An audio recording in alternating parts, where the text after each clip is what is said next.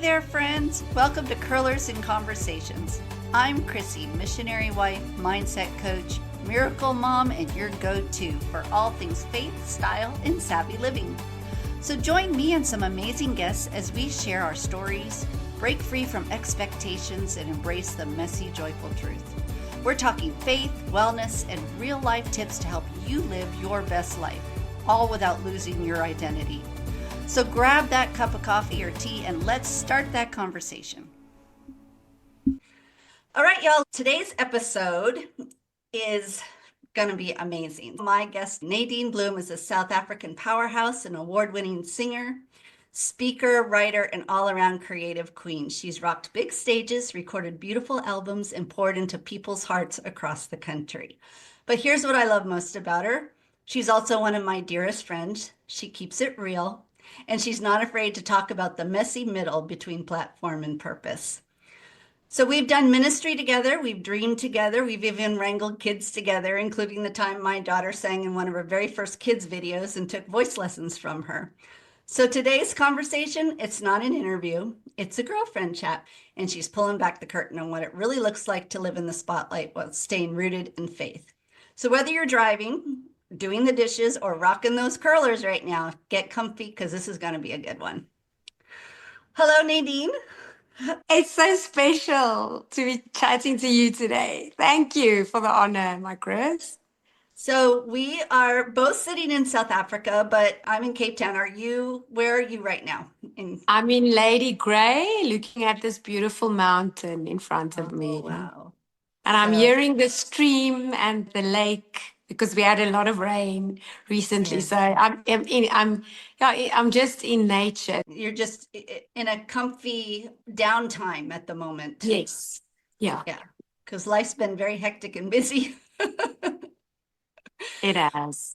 Nadine, you've got this beautiful blend of faith and visibility. You're a worship leader, a speaker, a radio host.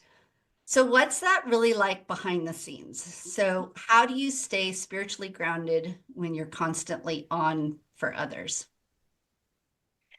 Chris, I think when I was younger, I thought that it was possible to keep a perfect balance. And you try to convince yourself of, I can do this. And even in interviews, people would ask you this, or journalists, and you would say, no, we have family time and we have quality time. And there's this perfect world that you're trying to basically project. But deep inside, it's not that easy. It's not that easy ever, I think, for any of us to keep the balance. And I have to be very honest, and you said this in the intro as well, is the realness is a big part of who I am and what I portray.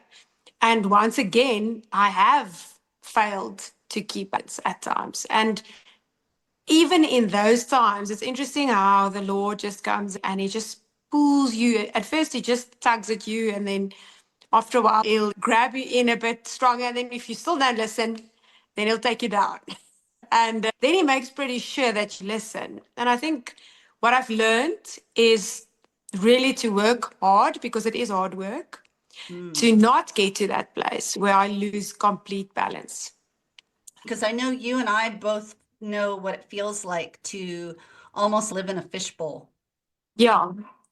You've always got people looking, Chris. I remember once I had an interview with a journalist and I went through a personal storm, and it was a massive storm. And she said to me, but how can you sing gospel or worship if you had a judgment error such as this one? It was in my marriage. It was something really hard for me that I went through. And I said to her, the fact that I'm a child of God does not disclaim me from being tested or from making judgment errors or from sinning or from making wrong decisions in life. So yeah, you do live in a fishbowl in a sense. It's a very lonely life. I think people tend to think, oh, you're on the stage or you're so popular or you have people around you all the time. But in actual fact, it's a very lonely life. Yeah, and you basically can't trust too many people. It's hard to say that. But for some reason, people tend to think that fame it's attracting. And I really think, and I firmly believe that most people who are in the public eye didn't start doing that to become famous or to become public. They start doing what they're doing because, as you said, it's your calling. It's something that you felt tug at you and you had a burning desire, like an urge, you have to go and do this. And this is what God, for in my case, definitely God expected of me to do. So the other part came with it, and I didn't necessarily always like that. I still don't always particularly like people looking in and criticizing or thinking on, yeah, she thinks she's so this and she's so that. And actually, I'm not. Actually, I live a frugal life. Yeah, I would like to think of myself as a missionary as well. Because what I Yes, do I is truly believe you are. yeah, I'm basically sold out to Jesus. But Mhm. that doesn't mean that we don't get to do things in the world where we have to keep our value system. And it's hard sometimes to, It is so um, hard. It is yeah. so hard. We were speaking about this the other day on the podcast with my friend Lynette, and we were talking about how, especially when you are a woman in ministry or have any type of platform at all, I'm a missionary that a lot of people know, as well as you're are on stage or you're in the public eye. But there's a lot of times when it can be very lonely, but it can also be very, what's the word I'm looking for? People have a sense of ownership over you to where they feel like they can have an Mm. opinion about everything that you do or what you should be doing and what that you shouldn't be doing. do you Yeah, do you and find you don't that? have control over it. You've Right. got no control over it. People can just not like your hair color, and they could think that you are my hair color is red. Now redheads are known to be a bit more feisty. I don't know what the right word Fiery. is. Yeah, and I'm soft. I'm Yeah. empathic. I do Yes. have firm boundaries. I had to learn to have boundaries because of You my need to work, put those especially. up. But, Yeah. and we've had several of these kind of discussions, and you've had to, in the past, help me set up boundaries for people who was abusing me. So once again, there's this perception of, okay, she's a redhead, she's this, she's that, where in actual fact, I might not be. I might be especially very soft inside. Yeah. And so, yeah, you're very right. And I think that's a war that you will never win. And that's partially also why my circle is so small. And that's why my privacy is everything to me. And that's why I don't live a public life in the true sense of the word, where I don't attend the red carpet events all the time. I don't wiggle myself into the circles. Honestly, I don't care for them. I don't care for these kind of, what do we call it? The celebrity, I don't know. The lifestyle of the rich and famous. And I think there's a lot of people who move in those circles who they Yeah, understand that game, and it's a game. It's a stage of its own. But for me, it's about how do we impact lives, and exactly. how do we help someone who's really going through a hard time? That mom who's struggling to have a relationship with her kid because of a divorce, or that dad who's struggling to pay the bills, struggling to remember his worth, his identity in God. The fact that we all have months where we don't know how we're going to pay bills, that he's not alone. Yeah, That teacher, she just can't anymore. She doesn't know how to get out of bed in the morning or whoever it is. In the end of it, Chris, it's all about how do we touch each other's lives? How are we the hands and mm, feet, and without being too religious about it. I never want to push Jesus down in people's throats, because right. in my life, I've had that happen to me where that was really the last thing I needed to hear at that moment was, yeah, but God has a good plan. Yeah, sure, I know this. It's in the Bible, but I'm still struggling with this storm in this moment and this hurt Mhm. and this pain. And as a human, I'm standing here alone. God is next to me, but I still have to be the one who drives the situation home.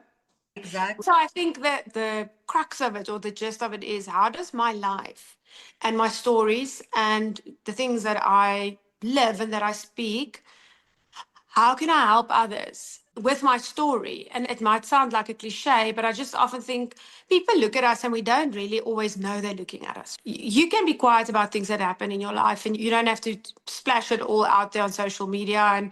But Right. in a sense, people pick up that you're going through a hard time. And then they look at how you're handling it, and they look at Oh, for where sure. you're looking for your help. Now and then, I would go to social media. I don't do it often, but you would know this, that I would go to social media and say, I'm really going through a very hard time. But it's not often. I can count it on my one hand the times I've done that. So, in the same sense of being real, one must also be careful not to dump emotionally on your people and on the people around you. I mean, it's okay to have to be real, but we must just also be careful in putting ourselves out there that we don't dump our emotional stuff that we go through. We can dump it with Jesus. We can dump it at Exactly. God's feet. So, Well, yeah, social media is not a therapy or a right. coach. It's a platform where we connect. And I think just being private about your private stuff is good. You can be public about your private stuff to your tribe and to God. Yes. And that's what I also try to do in my own career. I've made a lot of mistakes in my younger years where I would share things about my then marriage because the journalists make you believe the people want to know how you are, people want to know how it's going with you. And Do you ever feel pressure to always be okay just because people are watching? totally. And yeah, and I've refused a lot of interviews because it was interviews that was digging into my personal life. And I like to keep my personal life personal. If someone in a small room or at a ladies' morning would ask me, "Are you okay?" I'll be open about it and say, "I'm going through a hard time." But then I know Exactly. the person that's standing in front of me is someone who's empathically asking if I'm okay. So you have to be wise in what you share out there on which platform, if that makes sense, Chris. For sure. And to some people, it can almost look like that there's moments when your private life didn't match your public platform because you're drawing that line. Boundaries. Setting boundaries is so important, but it is so important when we live in that fishbowl as well. So that brings me to another question that I had for you. The power of saying no. Like I've learned through you actually in our discussions that no is actually a full sentence, and there's times when no is very powerful, and yet we don't have to lay our piece down in order to just accommodate someone else. So I think one of the hardest things for women in ministry or even in the public eye or people who are serving is knowing when to say no sometimes, because we're people pleasers, or at least I am. I'm a people pleaser. So I've learned a lot watching you saying no. But can you take us back to a time when saying no actually protected your peace or your family? Chris, I must be honest with you, that in itself was a massive journey for me as well. And in my journey, I always say I think I could buy 3 houses if I had to take all the money I invested in therapy. Yeah. But it was the right thing to do because Yeah. it gave me such peace. So, speaking about saying no, I think firstly, yes, as women, we are like we like stick. We have to keep everything together. We have to keep the house flowing. We have to keep the love going.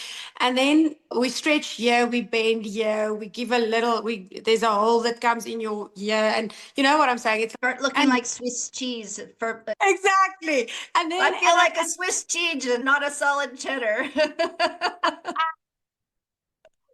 and then it starts from a very young age because Yeah. when we're little girls, we get told, and this is something that's been going on for a generation. Be a good girl now. You keep it to yourself. Oh, geez, don't tell dad. Let's just sort it out between ourselves. You know what? And it's not our mom's fault. It's generational. It's been like I said to my partner the other day, when a man in the corporate world says what he is on his mind, he's seen as a strong leader.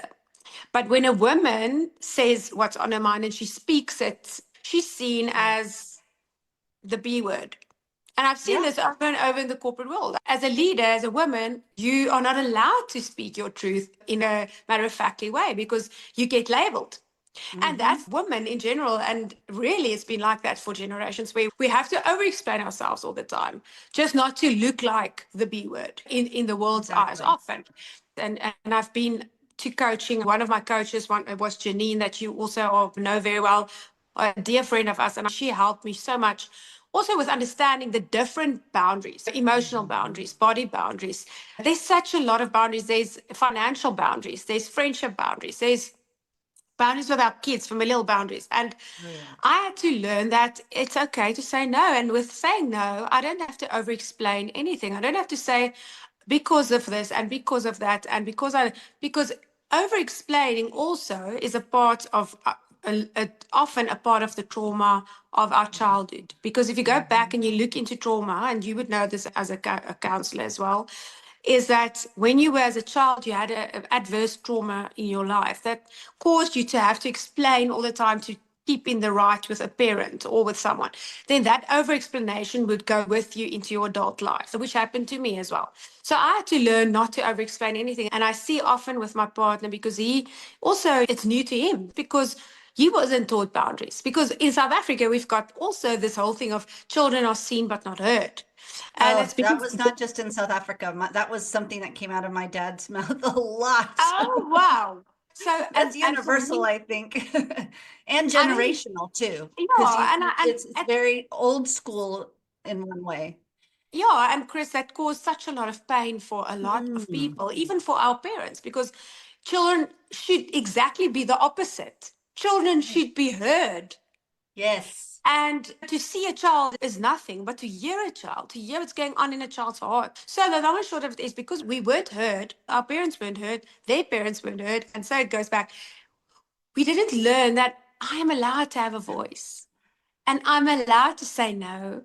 And in Right. saying no, even saying no as a one word sentence is okay and has to be accepted at times. I'm not saying that when you tell your child, pick up your clothes or whatever, your child can tell you no, they can try. But you know what I'm saying? Even to teach your kid that saying no sometimes is good. So we have to teach them boundaries as well. So yeah, I think it was a journey. And it's interesting that the more you set your boundaries, that the smaller your tribe becomes. Because Oh, then, yes. yeah, people would be like, oh, she thinks she's too good for, or he thinks this, or he.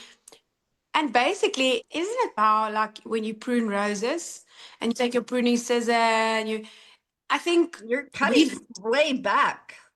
I mean, they look like little stubs. I know Janine comes over and prunes my yeah, roses because I don't take care of them. And when she prunes those back, it's, oh my goodness, you're killing them. Janine, come to Lady Grey, I need your help. I think she Yeah. needs to be our gardener for sure. So you see, Chrissy, and then in that process, we make space for new roses, for new Hmm. flowers, and different seasons, different friends, different reasons. We know this from the word, even where there's seasons in our lives. And I think sometimes I think we have to have friends for our whole life. There will be friendships that will be lifelong friendships, but there will be friendships that are friendships for a season. I'm really in a spot where I do respect my friends' boundaries. And if my friends tell me, I miss you and can we talk? And I really can see, yeah, there's a need, I will make time. Yeah. Because we all have a responsibility to honor each other's boundaries. So if you've got a Yeah. friend who's a socializer and you're not a socializer, then it's important that we communicate this to each other and say, I'm an introvert, I may be on stage, but a lot of people who are stage performers are introverts. And my recharging is when I'm on my own. I don't recharge with people. So being with Mm, people is actually very draining for me. And if my friends and my family don't know this, they won't understand the no. And they would right. think I'm just being full of crap, excuse my French. So now, when I know Kristina thrives on socializing, if she Not needs really. that, I no, love no, my alone time. as an example, I know you Yeah. don't. But if we know each other's and each other's core values, it makes it much easier. But we have to also just give a bit of a light on what is my core values. I need to recharge. I was away a lot this weekend, or I had a lot of kids events. A lot of my friends who have young kids, I see how they are so drained. One of my friends the other day said she can't keep up anymore with all the activities. And my heart breaks because I just feel everything is so busy. And where's it ending up? Parents don't have time for kids anymore. Kids don't Yeah, have time. And where's the connection going? And where's the bond going? But exactly. so it was a process to say no, Chrissy. But it's a very important process that each one of us have to go through and understand you are completely allowed to say no if you don't have capacity to do anything. If you can't bake those Exactly. cook sisters, if you can't have a supper, if you can't even to our A kids. sisters for our US friends is like a very sweet, sloppy donut. And it's braided. It's got three Right. parts. So yeah, Chris, and even for our kids need to see that we can set boundaries to them as well. So Yeah. what's a boundary you've had to fiercely guard over the years that Mm. might be surprising to people Yeah. that think they know Definitely. you? Yeah. I'm definitely a very possessive over the people I love. And when people hurt the people I love, I become like a tigress. Yeah. I think also just my time and doing my own thing a bit. Also, from a creative perspective, I can't stand it when people look down on other people's creativity. I'm an independent artist and muser. I'm not a record company owned artist. And I chose that route because I didn't want to be told this isn't cool enough Yeah. to be on the charts. But I've seen now over and over how God will put that song on the charts. He will put it there without a record company checkbook if He ordained this mission. He will make sure. So I think that's a very set boundary that I have where people would belittle things because if not in their eyes, if you're not on certain stages in South Africa, then you haven't made it. For me, an artist made it or makes it if you have people whose lives you are touching, whether you have touched one, whether you have touched 3,000, if you've made an impact. So, yeah, I'm very protective over my You art. are. I'm very You protective are. over my career. Yeah. And so often people would say, oh, why don't you sing a song that's more like upbeat? Or why don't you sing it? And then I'll say, because it's not what I do. It's not It's not why your I'm on earth. passion. It's not what God called you to do. Yeah. Yeah. But I understand a little bit of what it's like to be in the public eye. For when we go back to the States, we're constantly the ones that are on stage and in the missionary spotlight, and everybody knows me, but I don't know them because we go to so many different churches. So it's the type of persona that opens us up to silent expectations and criticism, and from people that you don't even realize that they're doing that. But what's something you wish more people understood about being in the spotlight, or whether it's expectations or criticism So or just weird moments? Like, time you have. do you have a story of a super awkward or hilarious moment while performing or speaking that people are just Um, really? It's surprising. yeah, I think I've had it often where people would say, "Can you make me famous?" Mm, And how do you even respond to something like that? Because where do mhm. I start to tell someone? I don't even know how to answer that question because how someone perceives that and how I perceive what I do for a living, it's worlds apart. So I think that's something that I wish people could understand. It really hurts us as Yeah, people who, who, I don't even want to say that word, but people who live a public life don't always choose to live a public right, life. Okay, right. it's something that comes with the territory. But also, I don't think I've ever went to anyone and said to, let's say, a writer. You're a writer as well, Chrissy. I would never come to you and say, can't you get me a book deal? Right. Or I've never gone to anyone who's, let's say, someone who knows Bono and say, listen, won't you introduce me to Bono? Or one of my friends who played now in Andrea Bocelli's concert, I wanted to go so badly, but I would never pull rank. I don't even know what's the right word to say. So that's one of the No, things I that, understand. It's like because they know who you are, they think that you can get them perks just yes, because of yes, your name is known or you have been in yeah. certain circles that they wouldn't even begin to know how to be a part of. And so they're Yeah, like, and "Oh, but I know someone and it's you." And then it's that's not the way it works. interesting things have happened. I would meet someone and they would tell me, oh, you last weekend you bride with my friend Lizelle. And then I'm like, I don't know Lizelle, and I didn't bride last weekend. So Right. weird things. But I'm one of the very blessed people who I think because I am very real and because I'm not in those circles where you have to look the part and talk the talk. That's a decision I made very early in my career. Is that the other day I was at an event and it was a prize giving event, and one of the ladies there, she's in the Afrikaans music industry, and she said to me, she said, "You'll never be an A-lister." And I Mm, looked at her like that, and I was like, and she said, "You're very good and everything, and you've had a lot of songs on the charts, but you won't be an A-lister ever." And for a moment, I was like, pulled into reality, having to realize I'm a child of God. And that's exactly what you said in the beginning.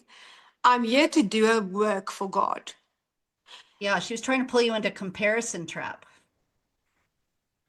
And I'm actually getting anointment now. And it was like a moment for me. And I looked at her and I said, I'm not in that competition. Right. I'm not. And I think that's basically something it's a basic for all of us when we start comparing ourselves to people in other similar roles. It's completely different for everyone. I always say, if people ask me that, can you make me famous?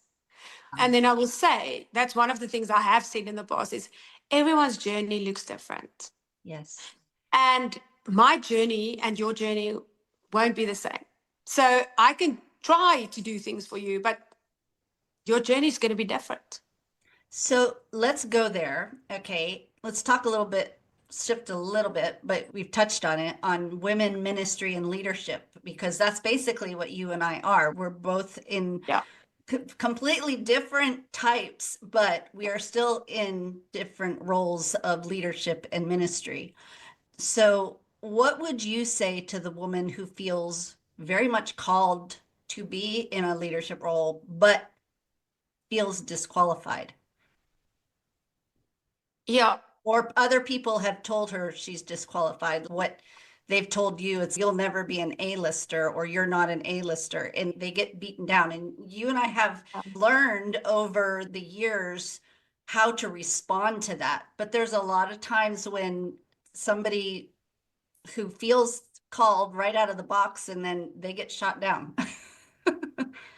Yeah, Chris, and I think it happens every day. And even within communities, and for me, that's where it all starts because I remember at school even that started for me. But it's bullying. It's being bullied by people I personally feel was sent by the dark force Yeah. to discourage you from why you are here. And you can look, that can keep you busy for years. Eh? It sits up here in your head for years and you don't even realize it.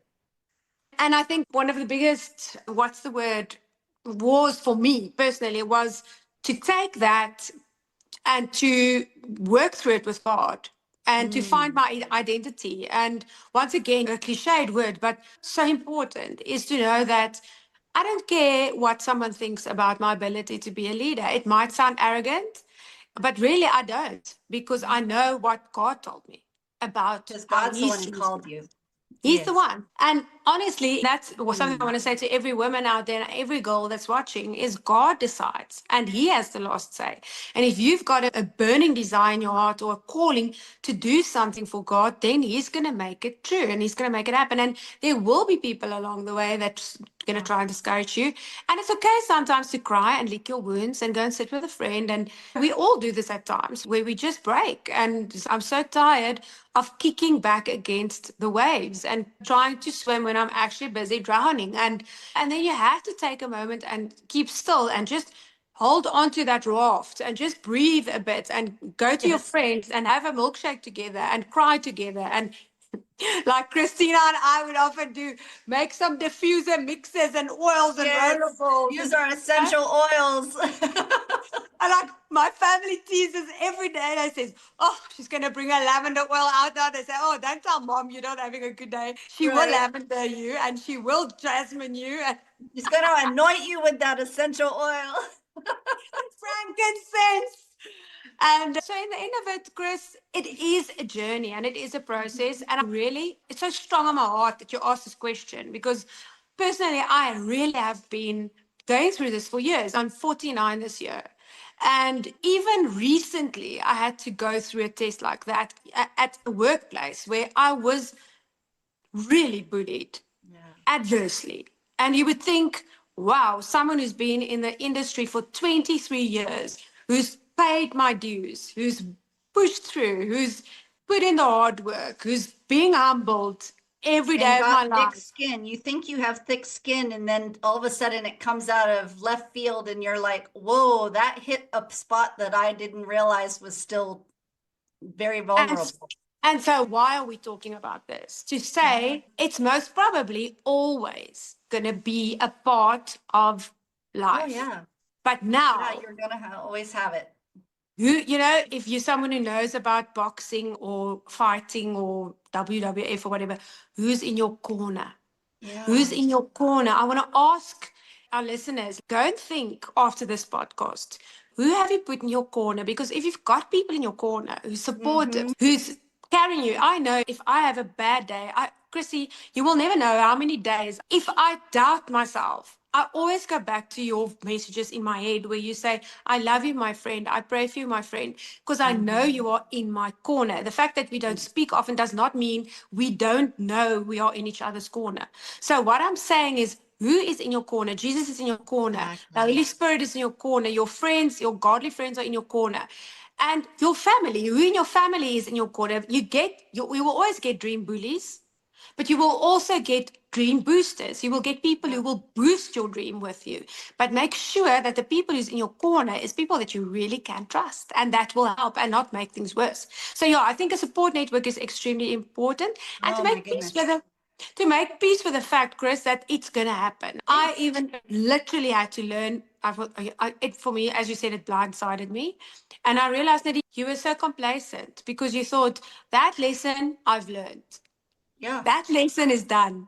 We're like, oh, I've got this. And then comes an arrow out of like completely a wrong place. And it's, whoa, I wasn't prepared for that because I didn't realize that we don't want to become too hard knocks and numb that we don't feel. And so what happens is that we get an arrow that comes in and it hits right at that spot Oh, because the devil Chris. knows. The devil knows exactly how to push our buttons or those spaces. And it's, ooh, it makes us second guess because the devil's really good at mind games. The interesting part is you in this situation that I went through, I was so warmly welcomed because that's what the darkness is good at, is to deceive. So you are like, oh, you so what? We can't wait to have you with us. We can't. And then you're so excited and you're like, oh, wow, it's going to be amazing. And then you arrive and this unexpected, I want to say like 5 lines of attacks come and you weren't prepared. And where it's, you know why you weren't prepared is because it comes directly from the people that you thought really wanted you there or really were in your corner sometimes. And you did, And looking back, here's the kicker. I can't even tell you that I could have handled it in a better way.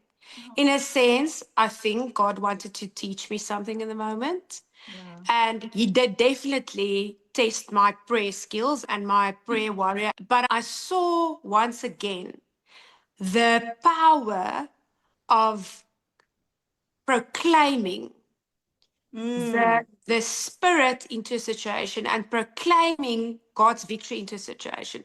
We yeah. might not always be released from a situation. And that was a hard lesson because I said to Yeah. God, please take me out of this. And God said, I'm not taking you out. I have to do work here in this place, and I have to have you here to do the work. And it's going to be hard. I'm not going to leave you on your own. It's going to be hard. Some days you're going to cry. Some days you're going to throw up because you're going to be stressing. But I'm with you every step. And then when this is done, you and I are going to rest. And now Yeah. I'm in the rest phase. Praise Jesus for Exactly. that. Praise Jesus. Oh, I know. And as you were speaking, it brought to mind the very first. We've been here in South Africa for 23 years this year. Okay. So it's Yeah. been quite the journey. But Wow. before that, we spent almost 4.5 years raising support, traveling around the States to come here. Sure, So Chris. we spent a lot of time just in preparation and coming here. So when we finally got here, yes, that was like half the battle. But because of a lot of my health issues, my body was trying to acclimate to Wow. South Africa and all the different things. And so I was getting sick all the time. But very shortly after we got here, I got a call one day from a missionary colleague. She was an older missionary, so she's actually since passed away. But she had been here in South Africa for quite a long time. And I think she was trying to be encouraging, but she heard that I had been sick since like day one, since we came. And we had been here for almost a year, and I'd been sick more times than not. And she called me up one day and she said, "You know the reason why you're sick, don't you? Because you don't want to be here. You don't want to I must. be on the mission field." And I thought to myself, well, what Wow. the cheek? I was like, wow. Wow. And it was one of those darts that almost made me second guess. At first, I was very upset because I was trying to figure out why I was so upset. But I was just like, wait a second here. You don't know that I have been traveling around for 4.5 years with two small kids with my husband. And by golly, we finally made it. And it's frustrating to be sick all the Talk time. about blindsided by someone Exactly. from the missionary world. It's And someone unbelievable. who had invited us and couldn't wait for us to get here and prayed for us to be here, and then all of a sudden turns around and tells me that's God's judgment on you because you're not Oh, supposed to be here. You're making yourself sick because you are not in alignment with the calling that you're supposed to be here. You really that's want to not be back God, in not faith. God's truth right there. And I'm No. like, wow. And I had a choice then. I could have really believed it and just been like, oh my goodness, you're right. But Hmm. yeah, just the fact that she felt like she could say that to me and throw that dart. It's like what we were speaking about earlier. It's like we're in this fishbowl of people think that they have a right to say what they're Oh, thinking, and it's regardless of how it's going to come across to you, or they don't realize how much their words can hurt. They might be very well meaning in trying to help you and explain to you, and but it can come across, yeah, very much. very hard, I know. It's crazy. And sometimes those kind of things that people say to you, yo, it can pierce your heart. Yeah, it can. And You have to reset your mindset after that. It's like a total reset. So exactly. And then if someone says to you, oh, but I didn't mean it like that. And I'm like, you completely meant it like that. You did. You wanted me to feel like I'm feeling right now. And that was intentionally done. But then at mhm, the end of it, just to basically do this, you're not going to sit on my shoulder anymore. And I'm done with exactly. the situation. So, and Exactly. you walk away and it's like someone said to me the other day, why don't we see you anymore in this town? You're so scarce.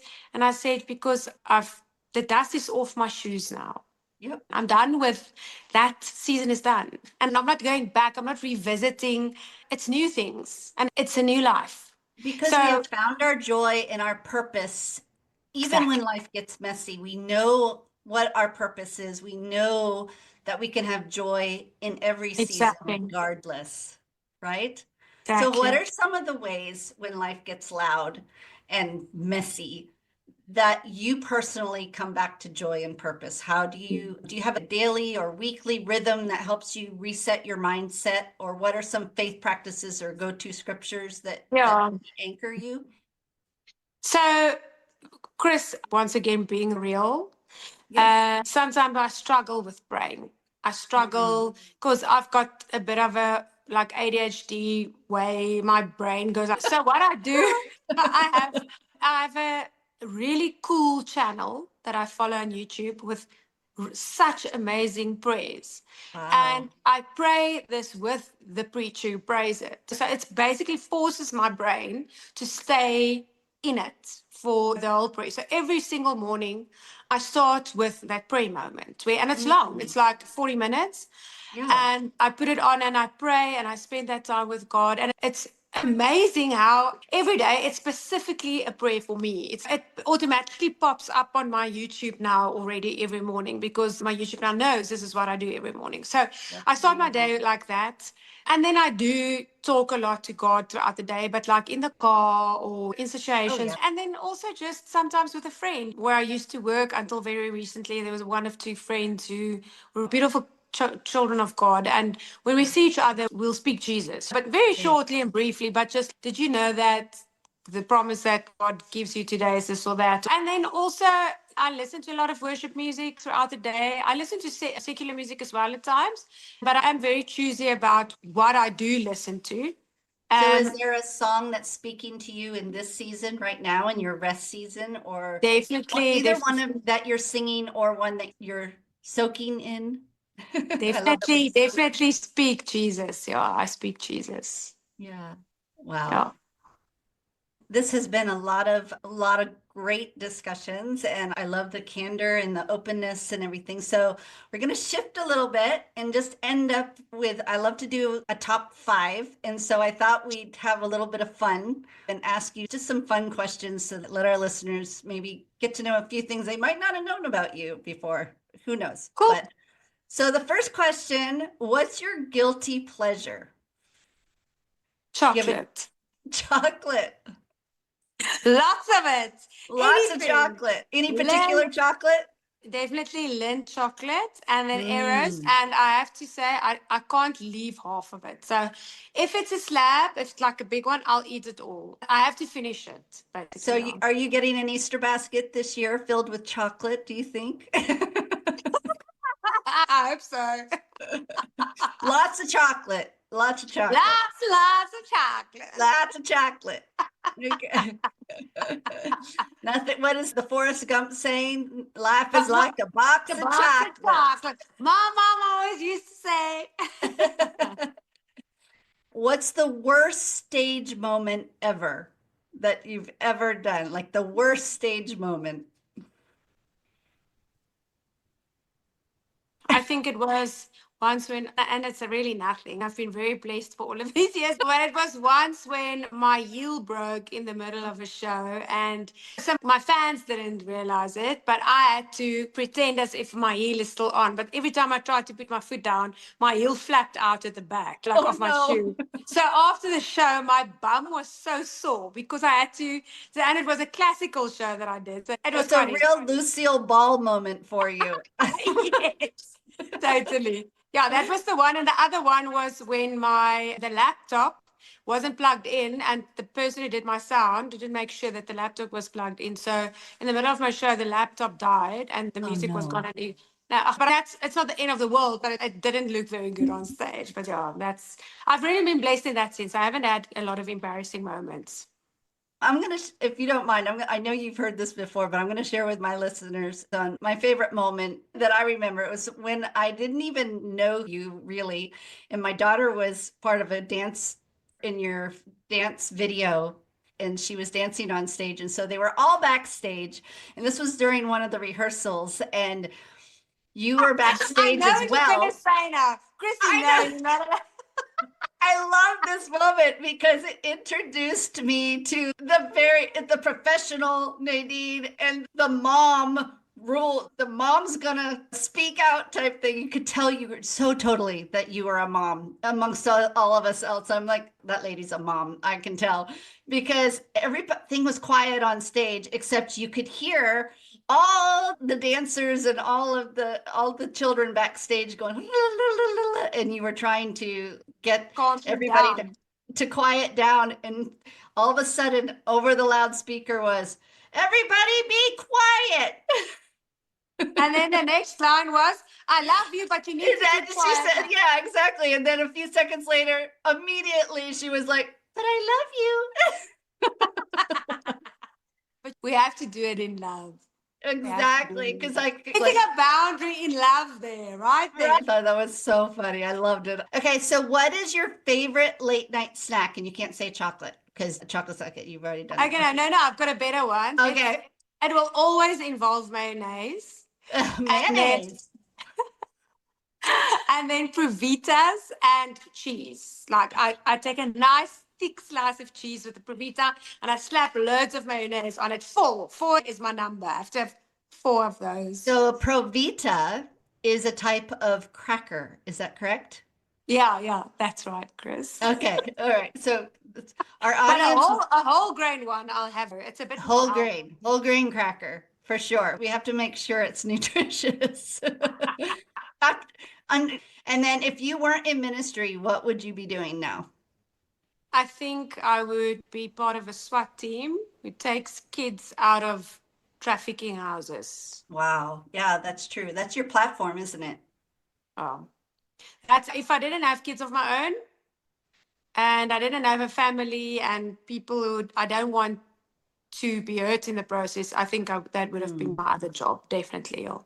yeah, for sure. What's the strangest thing that's in your purse right now? You were to empty your Uh, purse out. What would be like the most unusual thing you would think we could find in your purse? If you oh, were going through Chrissy. security and would it pass?